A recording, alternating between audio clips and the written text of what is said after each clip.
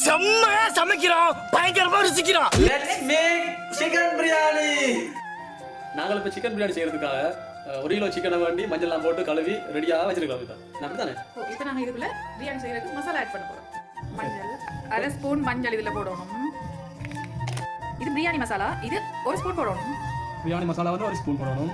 இது வீட்டிலே செய்த கறி மிளகாய் தூள் கொஞ்சம் போடணும். உரைப்புக்காக வீட்டிலே செய்த கறி மிளகாய் தூள். அப்பதான் ஒரு புளிப்பு தன்மை வரும். பிரியாணிக்கு தேவையானதே தயிர். அப்பதான் கொஞ்சம் வேணா புளிப்பு தன்மை வரும்.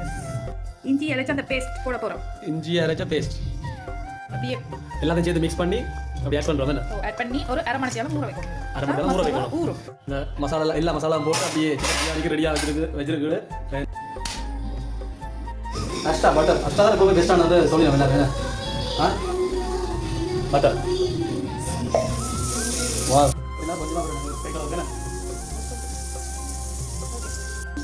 எல்லா ஹஸ்பண்ட் கல்யாணம் முடிச்ச ஹஸ்பண்ட் எல்லாருக்கும் நான் ஒரு விஷயம் சொல்றேன். என்னன்னா மனைவிட்டு சொல்ல வந்து 175 கிழங்கும் வாழ்க்கையில நல்லா இருப்பீங்க. அப்போ 25 வீதம் 25 வீதம் உங்கள்கிட்ட முடியாத மடக்க விடுங்க. 100 கொண்டு வந்தா கொஞ்சம் கஷ்டம் தான்.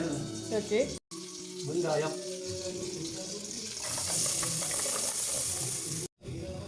போட்டு பேஸ்ட் வாசமான ஒரு பிரியாணி எந்த கையாலும் செய்ய வைஃப்ன்ற ஒரு மோட்டிவேஷனோட நடக்குது. மங்களகரமான இருக்க நல்ல சாஃப்டா அப்படி நல்ல பொலிசிங்காக இருங்க. பச்சை மிளகாய்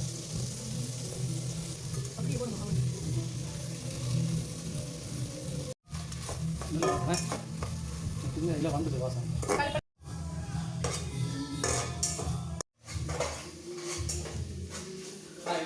என்னடா 1/2 மணி நேரத்துக்கு மேலே ஊற வச்ச சிக்கனை வந்து பிரியாணி செய்யறதுல தான் போடுவேன். ஊற வச்ச சிக்கனை இதுக்குள்ள போட்டு வதக்குவோம். அது என்ன அதில் வச்சு